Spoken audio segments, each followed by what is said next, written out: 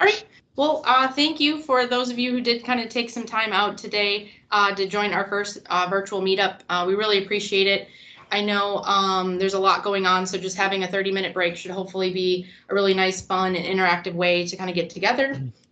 We'll be starting shortly. Just a few housekeeping notes for us on the phone. We all should have our cameras and microphones on, just to, again, facilitate the interaction together. But just mute yourself when you're not speaking, and we will get to your questions at the end.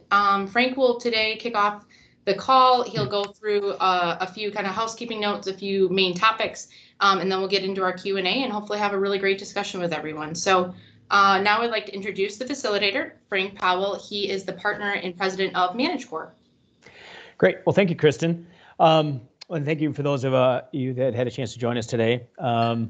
What we're trying to do through this series is kind of give people some sort of outlet to still feel like they're participating in different things and an educational process along the way. Today's session is actually more of just a kickoff for the series that we're going to be doing over the course of the next 6 weeks. So today is just more of kind of an introduction, let you know kind of what some of the topics we're going to talk about, and then maybe get some feedback from folks as well. So today truly is just more of a kickoff for the series. Click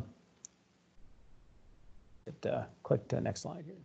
So just real quickly, many of you probably are familiar with who Managecore is, but for those of you who may not know, Managecore is an SAP and cloud consulting company. We focus on SAP workloads and managing SAP workloads. So we have consultants that have years and years of experience managing SAP and cloud. So through this series, the reason I really put this up here is to just let you know this is going to be kind of the lane of information that we'll be covering over the next 6 weeks. Throughout the course of the conversations, we'll be kind of deep diving in some specific SAP topics, and then we'll also be diving into some Google Cloud topics, kind of across the board. But to set the tone, just mainly SAP and cloud-related things.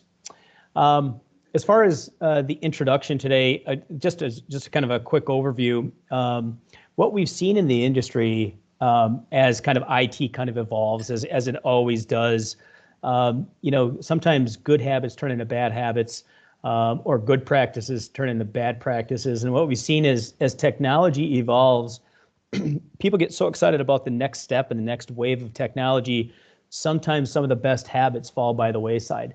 And what I mean by that is, as we talk with customers, and again, these will be topics that we're talking about over the next several weeks, things like, production outages are occurring more frequently than they should. We talk with customers who backups are not running regularly of their SAP systems. Maybe they don't have a good DR plan and don't know where to start.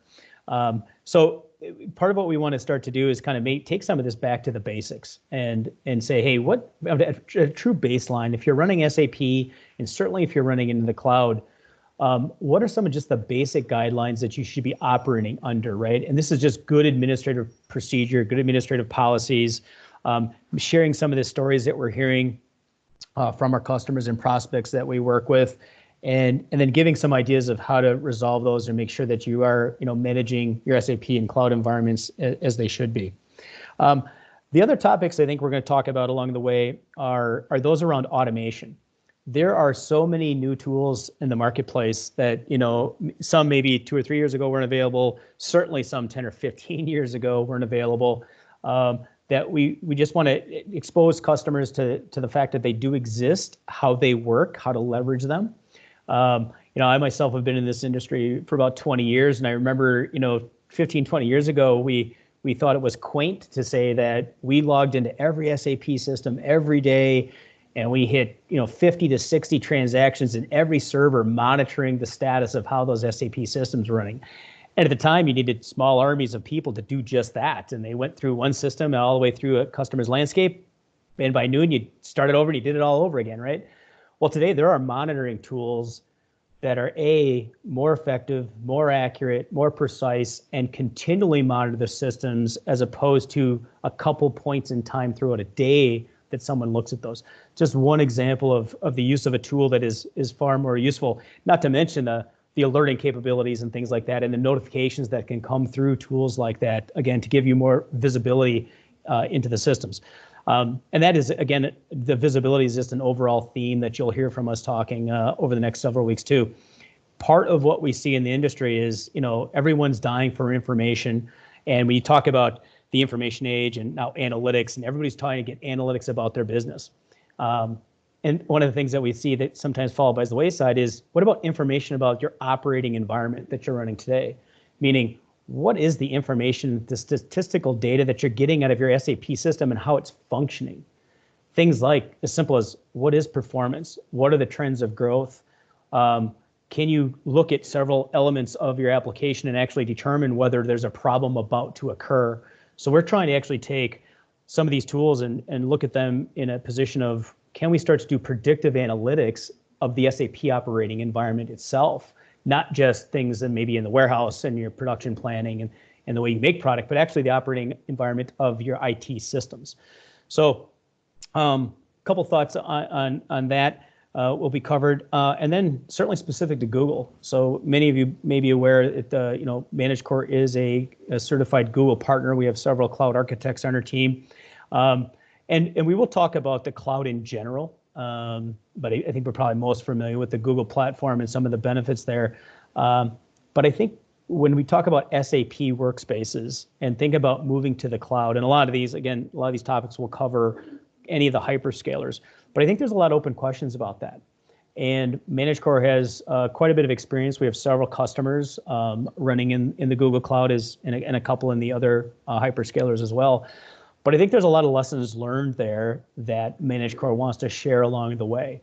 Things about like, how long does that process take? What are the gotchas? What should they expect and as a change in the performance of the environment if you move to the cloud? What does the migration project look like? We might be able to share even some sample project plans. What is performance? What is the pricing? How does the pricing change when I go to the cloud? What are the pros and the cons? So there's a lot of those questions, again, that we were really looking forward to answering as we keep walking through this series. And again, trying to educate people and help understand what some of these issues that people have run into, as well as a lot of the benefits. I think that's one of the things that we overlook as we talk about these moves to the cloud. It's interesting if you go through like the life cycle of a sale that we do. People are looking, they're hoping to save money, or they're looking for the benefits, and then they get in the middle of the project, and then they're always worried about what are the gotchas and what are the problems we're going to have.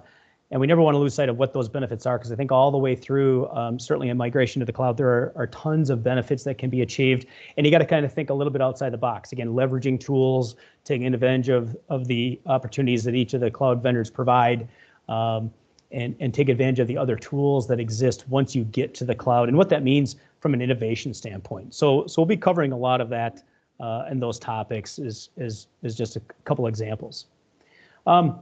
Today, because we, again, don't have a very deep technical topic, I did want to just talk about a few things that have been happening, kind of news updates and deadlines that have been recently announced, just to make people aware of them. Again, this will be maybe a slide that we have in each of our series or each of our days that we present, because things do come out that are noteworthy. The first couple here on this slide is, for SAP customers, be aware that NetWeaver 7.3 and 7.4 are going out of support at the end of this year. So if you're running an application environment that's sitting on top of 7.3 or 7.4, you will need to do some level of upgrading before the end of the year. And we always like to give people several months of time to get there. The second one is, if you happen to be an early adopter of S4 and happen to be running 15.11, the on-premise version of that does expire at the end of this year as well. So we are working with a customer today that's actually going from 15.11 to 19.09 and upgrading their S4 environment. So be aware that date is changing as well.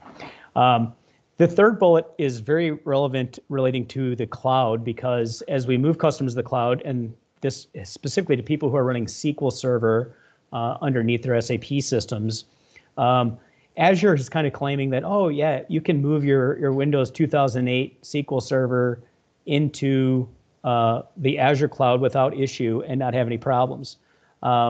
Unfortunately, although Microsoft may allow that does not mean that all the SAP versions are supported if you should still stay on 2008. So there's an SAP note that goes with this. I guess I missed that when we cut and pasted it, but there's an OSS note that actually relates to that as well that we'll want to share with you. And then lastly, I have had several customers ask me about, well, what's going on with Sapphire and ASOG that's scheduled for this May. As of today, it officially has not been canceled. So I believe they're kind of taking that week by week. But I will tell you, every SAP person we talk to has pretty much told us that it's going to be canceled. Now, canceled meaning the on-site version of that. The alternatives, they are talking about a virtual conference, maybe postponing it for a few weeks. So I think we'll still see some sort of Sapphire event, but I don't see it being an on-site event in Orlando like it traditionally has been. And then lastly, I just wanted to kind of quickly show you what our calendar events are for the next several weeks. You'll notice the general theme is Tuesdays, we're going to be talking about kind of detailed SAP type topics. And then on Thursdays, we're going to cover more Google Cloud topics. So just a quick look through there, you'll see some of the things that I had mentioned earlier, but kind of across the board, several different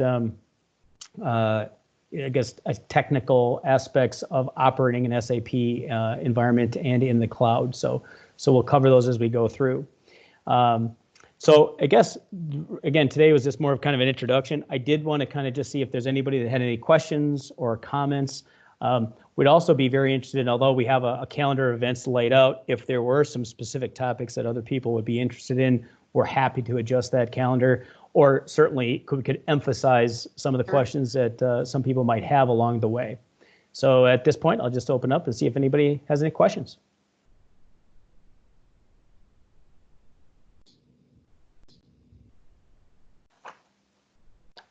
I don't see any questions. I don't see any chat questions either, but that's okay. I know it's our first session. Yeah, this was great. Here. And like I said, maybe we can, Kristen, we can also kind of email some folks too and just see if there's any other things as topics. Maybe that's a good thing as our best practice for this. We'll just kind of reiterate maybe some of the highlights of one event and then talk about the upcoming events and see if there's other further questions. So Frank, I'm sorry, this is Leila. Yeah. First of all, again, thank you so much for organizing this for us. It's very helpful. And I'm glad that we are all taking advantage of Managecore is offering for us, for all of us right now. So my question for you is, if I have a list of customers that I want to invite, so should I send it to you or should I just forward this invitations for the customers? Kristen, I'll let you answer that. What do you think the best way to handle that would be? That's actually a great question. I would send them my way and I can get them enrolled in the program. But for internal Google employees, we do have that microsite out there. So I've created some invites with some additional information there. So that should be a great resource. But otherwise, for external SAP customers, I'd be happy to send them a personal invite just to make sure they're enrolled with all of our Managecore communications. Thanks, Leila. Great question. Thank you for clarifying. Sure. Great. Well, I'm excited. I think that as the weeks go on, I know this was kind of a kickoff. We have some really great topics that, SAP customers are bringing to our attention. We've definitely featured a lot of this content in our blog. So just knowing the innovation that we're being able to apply to customers and then share that story in an interactive kind of fashion, I think will be, we'll pick up even more momentum as we continue to, get into more technical topics here. So, Yeah, very good.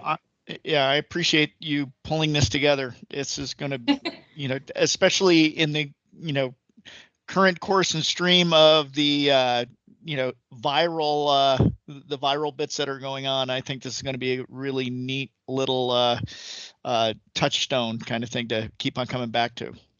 Great, thank you. Yeah, and we'll see how these go, but we've even talked to maybe shaking it up and having like a 5 o'clock little happy hour meeting, one of them too, right? So ask everybody to grab a glass of wine or a beer, and we'll have one conversation like that too. So yeah.